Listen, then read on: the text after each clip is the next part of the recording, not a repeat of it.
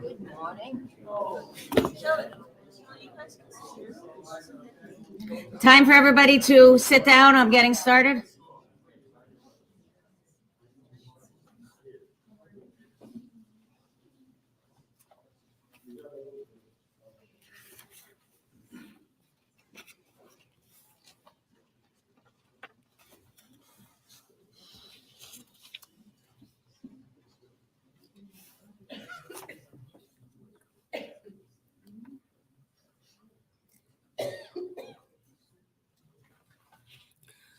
Kol omer kra, ve'amar ma ekra. Kol habasar chatzir, ve'kol chasto katzitz hasadeh. Yavesh chatzir naval tzitz ki ruach Adonai nashva bo. Achen chatzir ha'am. Yavesh chatzir naval tzitz udvar Elohim. Yakum leolam. A voice says, cry out. And I say, what shall I cry? All flesh is grass, and all its beauty is like the flower of the field. The grass withers, the flower fades, when a wind of the Lord blows upon it. Surely the people are grass. The grass withers, the flower fades, but the word of our God shall endure forever. Kirachem av al banim, rachem Adonai al yirei av, ki hu yada yitzreinu zachor, ki afar anachnu. Like a parent merciful with children, is God merciful with us, knowing how we are fashioned, remembering that we are but dust. Our days are like grass. We flourish like a flower. The wind passes over it, and it is gone, and no one can recognize where it grew. But the Lord's compassion with us, God's righteousness to children's children remain, age after age, unchanging.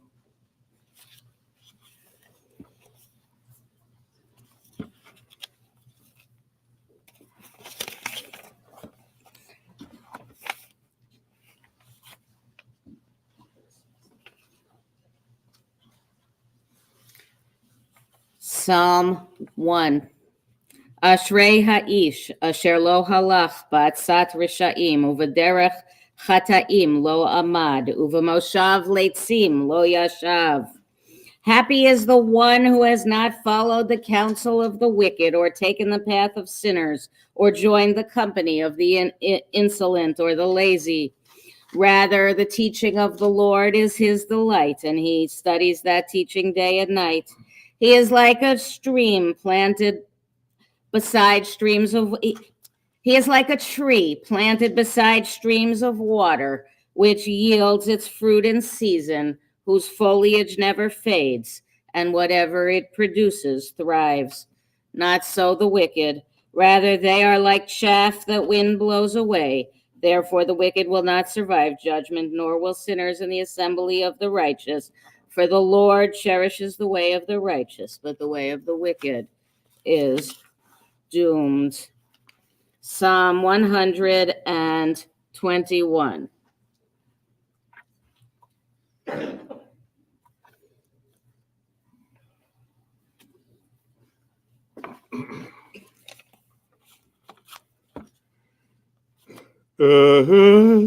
Esainai harim me'ayin yavo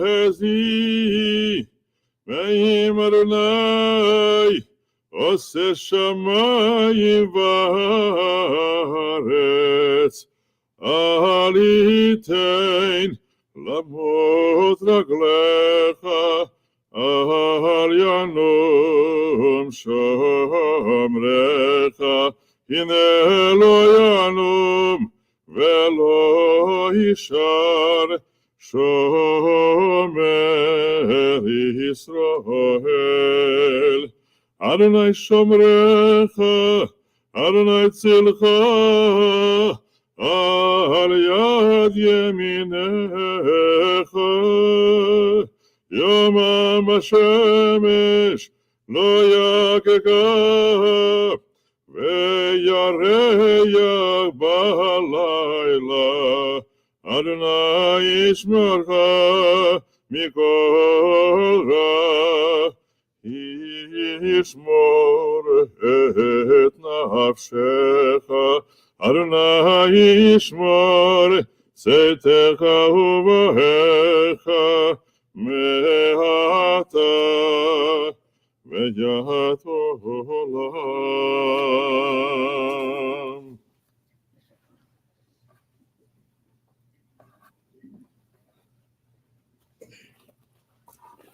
Eloheinu v'Elohei Avotenu, our God and God of our ancestors, 1,000 years in your sight are as a passing day, an hour of night.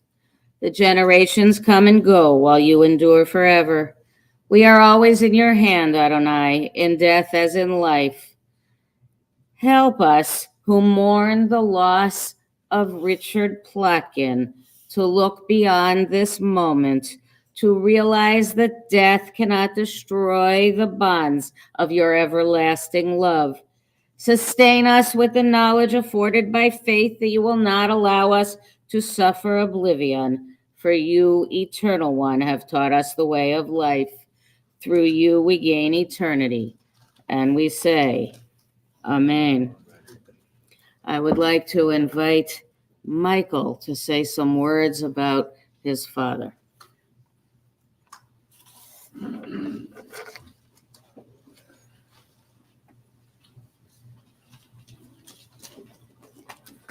Thank you.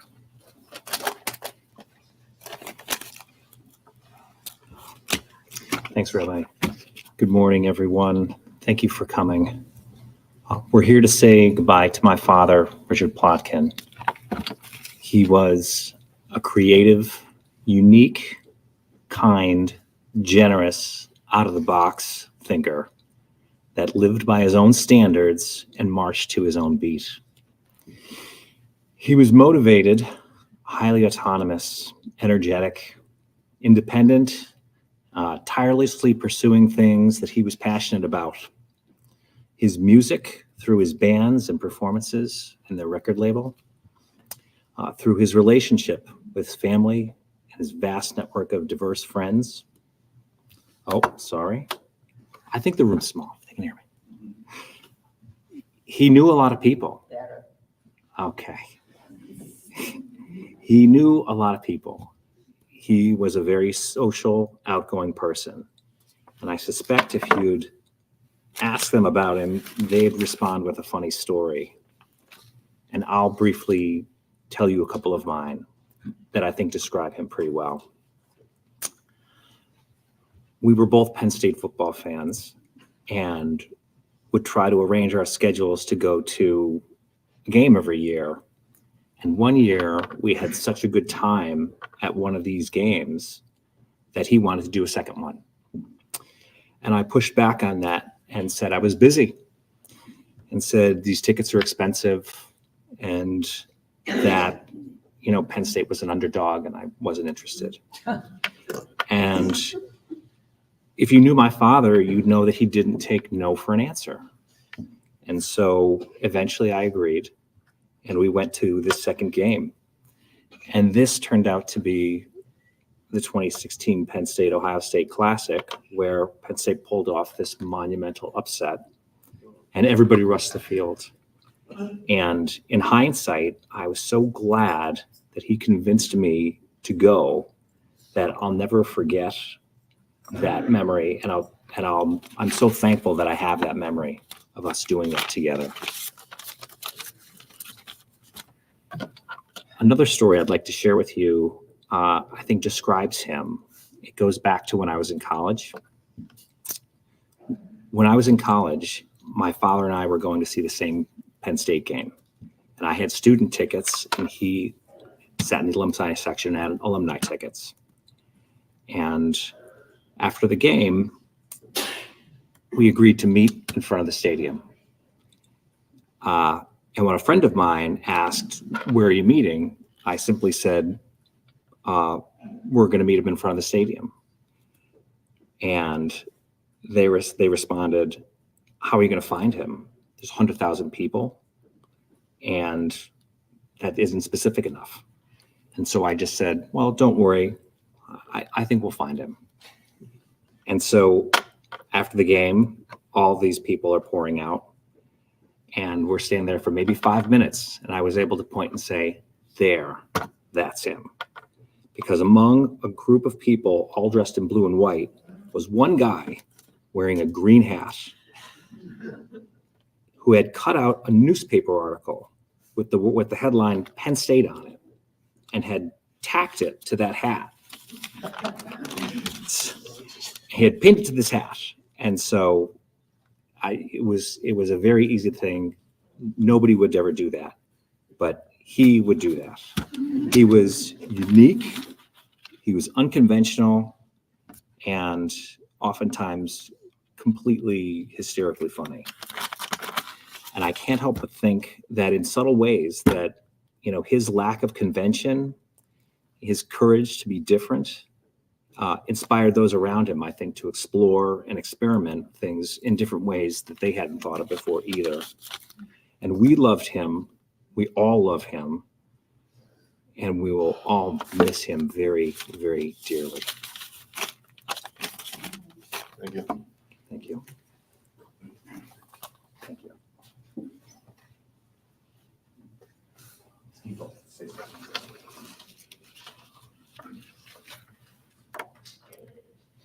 I now invite Steve to say a few words about Richard.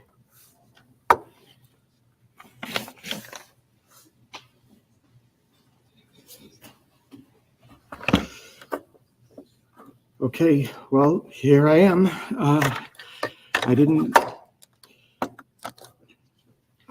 know how I'm really supposed to act now up here. I did prepare a lot of things. I promise I'll keep it as short as I can. And I'll do my best to hold it together. So I thought, Mike, you were the more emotional of the two of us, and I was the more rational, but I don't know. Like Mike said, my dad was a man who marched to the beat of his own drum. He was a free spirit. And I hope I can paint a picture of him by describing some of the adventures that he took. Most of you know him, but you probably don't know all about him. And I really want to tell you a few things about him. And I guarantee you there'll be some stuff here that you don't know. For example, for one, he was an Eagle Scout. And I was told he had several palms that are like levels beyond an Eagle Scout. Early on, can you hear me? Okay.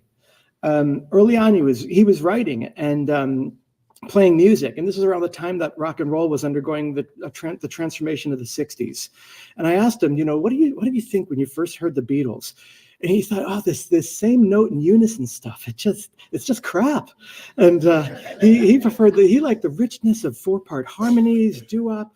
And then he told me, well, then he heard Eleanor Rigby, and that sort of changed his mind. And he had a record store. He owned a record store in Clark Summit, and it was actually, ironically, the Beatles records that paid the rent. So one way or another, he's paying homage to the Beatles. He had several doo-wop bands, Dick and the Halos, many people know, and the Gales was an all-female band that he wrote music for, and that had Paulette Costa and my mom, Carol Plotkin, in it, and that's how Carol and Dick met, and the rest is history. And later he started other bands like the Magics. They're still performing today, and the Paramounts. I've seen a number of times at La Festa. And the music of Dick and the Halos and the Gales, he wrote essentially all the original music, and he arranged the harmonies. And apparently there's a bunch of 45 records in storage somewhere that I'm going to have to listen to, pressings of these original songs. To market his doo-wop music, he founded his own record label, Debra Records, which my understanding is they still record several doo-wop acts. He played live with the band at my wife Michelle's and my wedding, and he showed up to rehearsal. I don't know if for people who know this, he showed up to rehearsal in a powder blue tuxedo, complete with ruffle shirt, like he's at a summer resort party in the Poconos.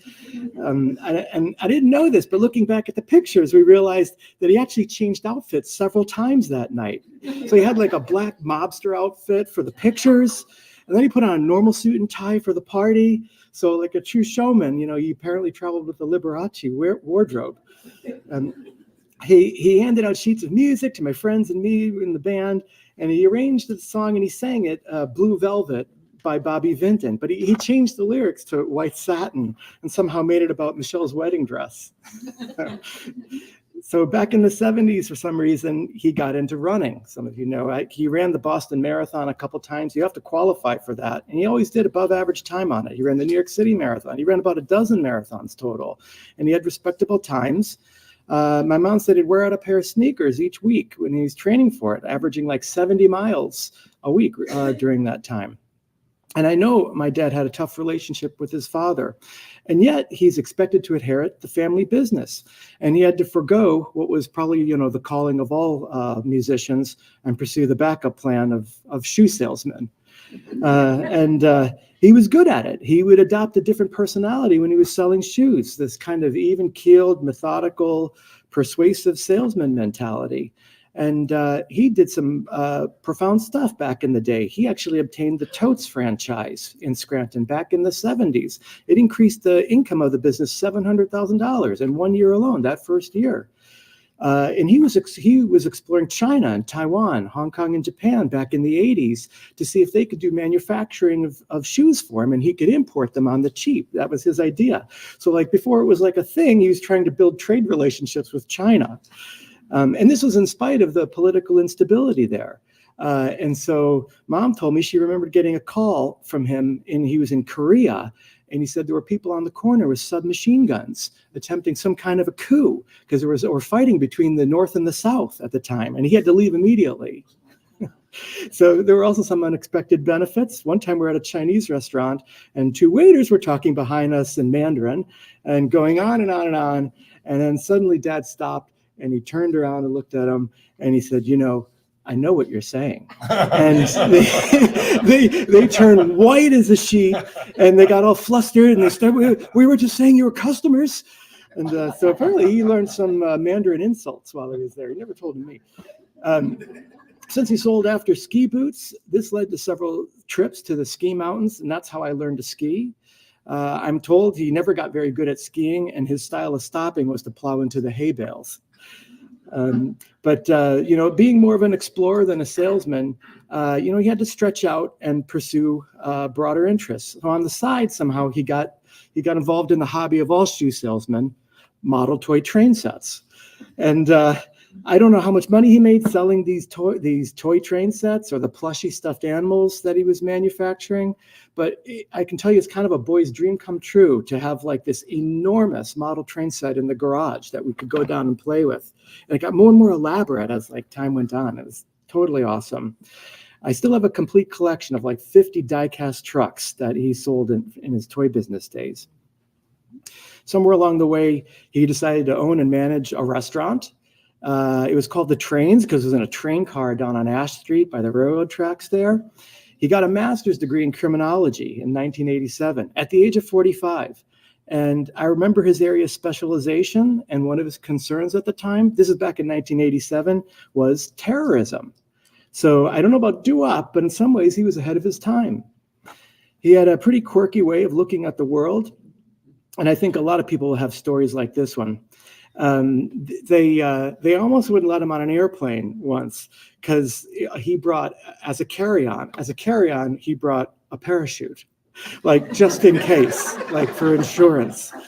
And they told him, you can't bring that on. And he said, well, where's the rule that says I can't? So I don't know what happened there, but I know that was a thing. And my mom is his ex-wife, but also his best friend and lifelong confidant. And for two divorcees, they get along better than probably most married couples I know.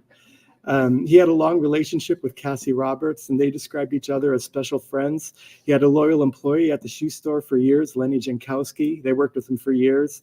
I felt it was such a shame that Cassie and Dad, they literally collected a mountain of vintage clothes, and they needed the shoe building downtown to store them in, but they never really got to realize their dream of opening up a clothing store and selling them.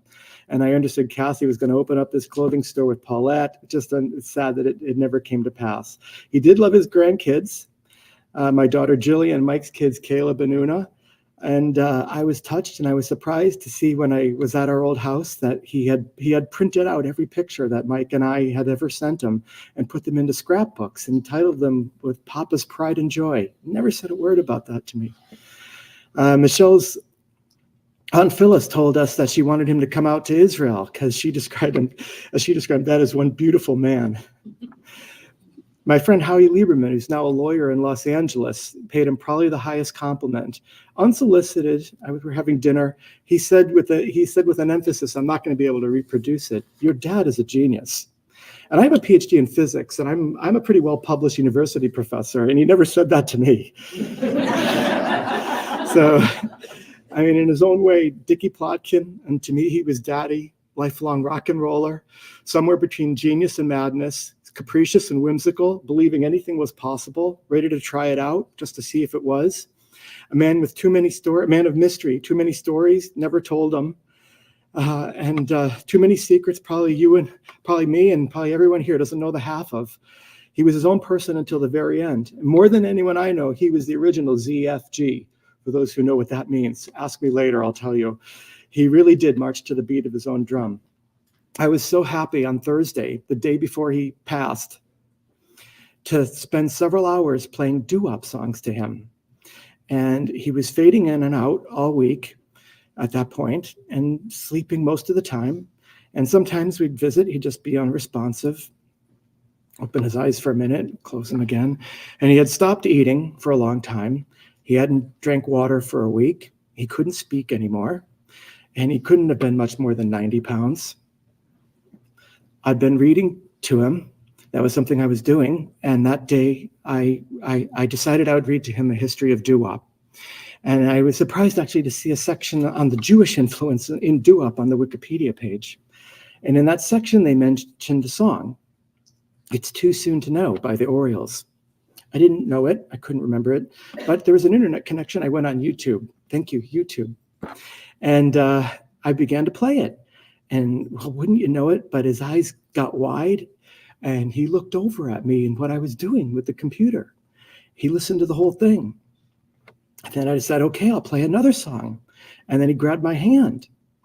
And I was providing commentary on the songs as I played them, like saying, what a great voice the lead singer of the Platters has.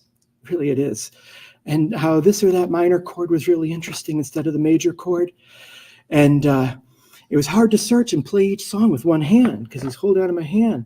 And I tried to gently free my hand, and he wouldn't let me. He had a strength stronger than I'd seen him in days. He held on tighter. He wouldn't let go. And so I went through band after band, the Inkspots, the Shirelles, the Platters, the Ronettes, and he's staying awake, and he's paying attention the whole time. And I think it's when I got to the Shirelles, "Will You Still Love Me Tomorrow?" You know, "Will you still love me tomorrow?" He started moaning. I got concerned because usually he'd moan once or twice when he was in pain. You know, he was on morphine at the time, getting doses every 4 hours. But now he's kind of moaning repeatedly and more regularly. And he's just moaning. And I'm pretty sure now he was singing. He was singing the oohs and the ahs of the harmony to the song. We played songs like that for 2 hours. And he was engaged the whole time. And when I played Jackie Wilson's version of Danny Boy, his eyelids started to get heavy. I saw it was a battle for him to remain awake. And I quietly packed up my things and let him sleep. And by the next morning, he was gone. So I'm going to read a poem that I found. It's called "For Grief" by John O'Donohue. When you lose someone you love, this is the last thing I'm going to do, so sorry for going on. When you lose someone you love, your life becomes strange.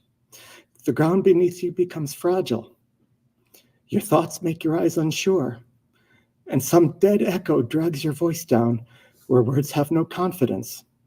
Your heart has grown heavy with loss. And though this loss has wounded others too, no one knows what has been taken from you when the silence of absence deepens. Flickers of guilt kindle regret for all that was left unsaid or undone. There are days when you wake up happy, again inside the fullness of life, until the moment breaks and you're thrown back onto the black tide of loss. Days when you have your heart back, you're able to function well until the middle of work or encounter, suddenly with no warning, you're ambushed by grief. It becomes hard to trust yourself. All you can depend on now is that sorrow will remain faithful to itself more than you. It knows its way and will find the right time to pull and pull the rope of grief until that coiled hill of tears has reduced to its last drop. Gradually, you will learn acquaintance with the invisible form of your departed, and when the work of grief is done, the wound of loss will heal, and you will have learned to wean your eyes from that gap in the air and be able to enter the hearth in your soul where your loved one has awaited your return all the time. I love you, Dad, and I'll miss you. Thank you.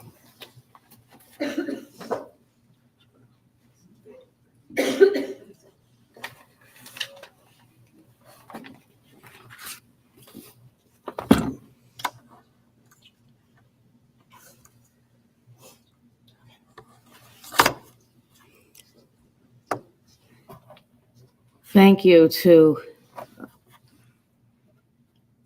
you to Mike and to Steve for your heartfelt words. Can everybody hear me? Rabbi Nachman of Bratslav told a story of a musician who played such beautiful music in the town square that no one who heard it could refrain from dancing. One day, a deaf man came by, saw all the people dancing, and concluded that the whole town was crazy. Why else would they be moving their bodies in such inexplicable ways? Richard Plotkin was a musician. He played music for others to enjoy, and he played music for himself to enjoy. In fact, he was something of an expert in doing the things that he enjoyed, sometimes the things that others also enjoyed, and sometimes things that were somewhat inexplicable to others. As we have heard, he was eccentric, a free spirit, a musician who danced to his own piano tunes. Richard Plotkin was a runner. He ran in dozens of marathons, including the Boston Marathon, where he came in with a better than average time, which is impressive. His sons recall, with a note of incredulity in their voices, how sometimes when the family was on their way home from somewhere, he would ask Carol to let him out on the side of the road many miles from home, and he would run the rest of the way home. Yup, he sometimes did things that were inexplicable to others. Una, his granddaughter, remembers that whenever she saw Papa, he kissed her hand. And Jillian remembers that she danced at his La Festa performance. And Caleb described his grandfather as generous with gifts. He always thought about the recipient when he was choosing presents. He gave Caleb a huge bat cave for action figures, a bat cave as big as the half-size bookshelf in my office. And he gave Caleb a train set. And he gave Una a motorized scooter. And Jillian, when she was asked what gift she got, she answered on a whole other level. She said, "He gave me my gift of music. I got that from him." Talk about big gifts. Sometimes the gifts were over the top and splashy. For example, Richard and Carol gave Mike and Stephen motorcycle dirt bikes when they were young teens. They were the only kids around to have anything like that. It was inexplicable and also tons of fun. Richard had an enviable gift for turning his hobbies into money-making ventures, some of which made money and some of which did not. He had his own record label. He sold toys and other things from the top floor of the shoe store. He had a restaurant for a while. He traveled to places like Korea and China on business. Carol said he had good ideas. The family still has pieces of his giant train set. He was a collector and did not like to get rid of things. That makes it possible to trace his many projects. Seth Gross, a childhood friend and through adulthood, remembers how Richard helped him become an Eagle Scout. In other words, Richard not only was an Eagle Scout himself, but he helped others attain that, in this case, by accompanying Seth and others on a hike that Seth wouldn't have been able to do by himself, but could do with Richard with him. Richard always had sympathy and empathy with Jewish causes. For example, when he watched 21 Hours at Munich with Steve, he ripped his shirt in his distress. He went to temple on the High Holy Days and to Seder at his own father's house. In his later years, Richard became a regular at Daily Minyan, beginning his day at shul. Did he come because he was thinking about his own mortality? Because he enjoyed being with the guys? To help make a minyan for other people to say Kaddish? Maybe all of these, maybe none of them. We don't know, because he was not one for deep philosophical or religious discussion. He preferred to keep things light, to tell a good story with his quirky sense of humor. But we do know that he came to shul every day for several years until COVID shut down morning minyan for a time. He liked it, and it was important to him. When I first got here in the middle of COVID, I remember that he made a sincere effort to join minyan on Zoom. I think Robbie helped him with it, but it did not work well for him, and it did not last. The loss of the daily minyan was hard for Richard. Indeed, the last few years, since COVID, since the store burned down, since his stroke, the last few years have been very difficult for Richard and for the family around him. Many people have been involved in caring for Richard, including, but certainly not limited to, and I'm not going to list everybody, and I hope I don't offend anybody, but including and not limited to Carol, his ex-wife and best friend, and his nibblings, Robbie and Karen Pollock, who competently took care of umpteen details. Richard Plotkin will be missed by the family who he loved and who loved him. His son, Steve, daughter-in-law, Michelle, granddaughter, Jillian, his son, Michael, daughter-in-law, Kendra, grandchildren, Caleb and Una, Carol, his sister, Adele, his many nieces and nephews. He will be missed also by his bandmates, his friends, his Temple Israel family. All of us will very much miss Richard, kind, caring, considerate, eccentric Richard. We will miss so many things about Richard, his quirky, fun-loving personality, the way he always left with a good story, his music, his gifts, his Jewish commitment, his presence, his smile. And he will be remembered. Thus may his memory be for a blessing, and may he rest in peace. We turn now to Psalm 23.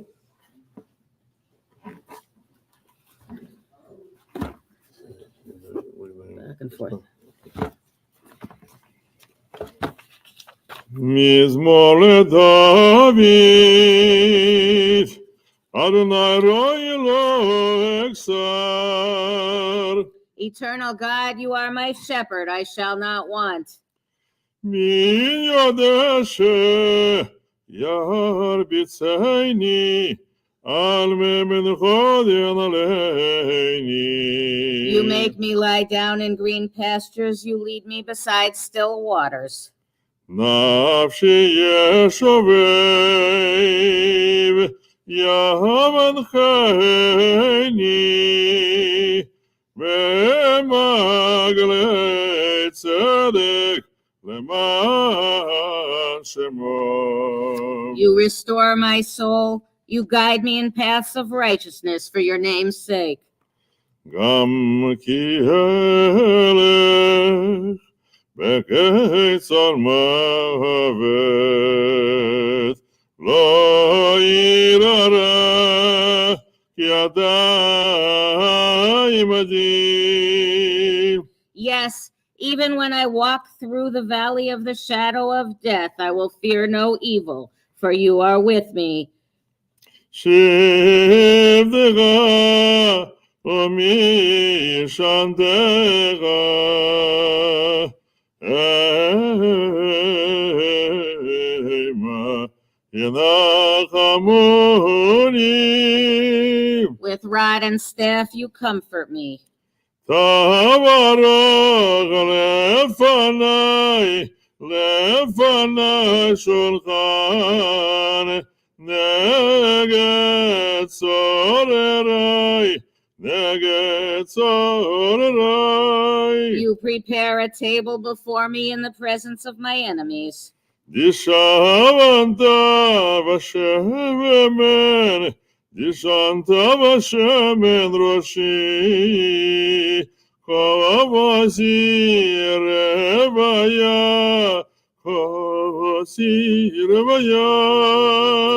You have anointed my head with oil, my cup overflows.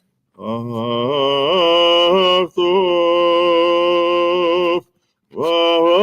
v'chesed irdefoni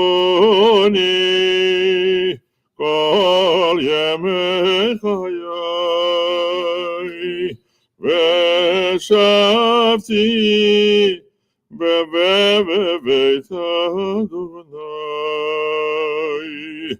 leorech yamim.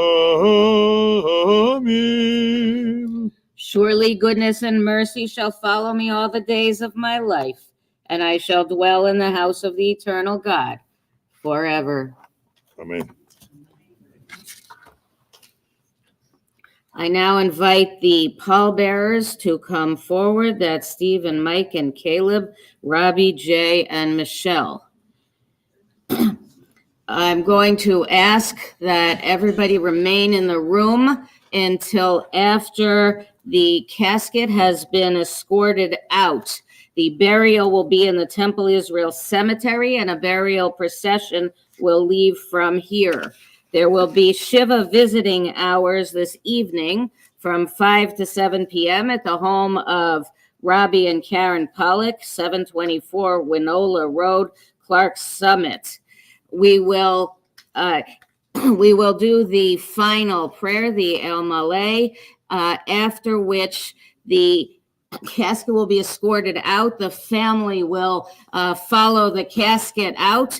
And once the casket is out and the family is out, everybody else can also leave. We rise for the El Malay.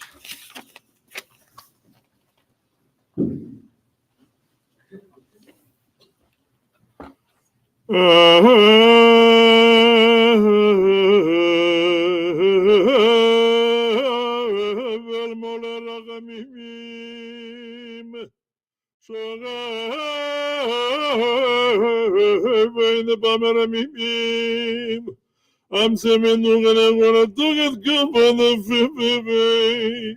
Ushikina Emalot kedoshim udhorim kezugar garakia mashirim et yishma Abraham Leib ben Yosef Vedisha Shigala Beganed the Menukato Anna Asregu Besidra Ganafigale Holamim Uziru Bezru Murakamet is Batavo Adonai Hunakalato Veyanuvak Beshalom Al Mishkava ונאמר אמן.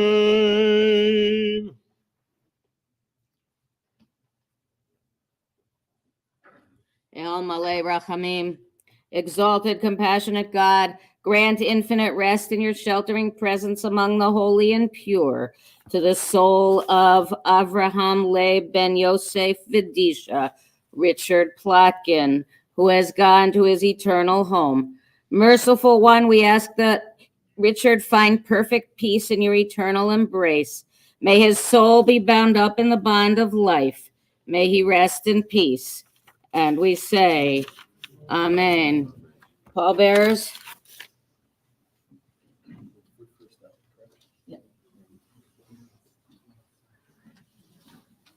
Yoshev v'seter elyon, etzel Shaddai yitlonan. Omar l'Adonai machsiyum sudati, Elohai avtach bo. Ki hu yatzilcha mipach yakush, midever havot, ve'evrato yasach lach v'tachak knafav tefseh. Sinau schora amito. Lo tira mipachad laila mechutz yauf yomam. Midever ba'ofel yahaloch, miketev yashut zohorayim. Ipo mitzidcha elef. Urvava miminecha, elecha lo yidash. Rak beinecha tabit, vish lumat v'shaim tireh. Ki ata Adonai machsi elyon samta me'onecha, lo taneh lecha ra'a v'nega lo yifra bo halecha. Ki malacha yitzabelach, l'shomrecha, v'ol rafecha. Al Papai Nisa Ulcha, Penti Golfa, Evan Raklecha, Al Shafa, Evan Tirdo, Tirmos, Lufir, Tanin, Tibi, Kashafa, Lopehu, Asafehu, Kiadashami, Ibra Eni Bane, Benehu, Imo, Elohim, Sarah.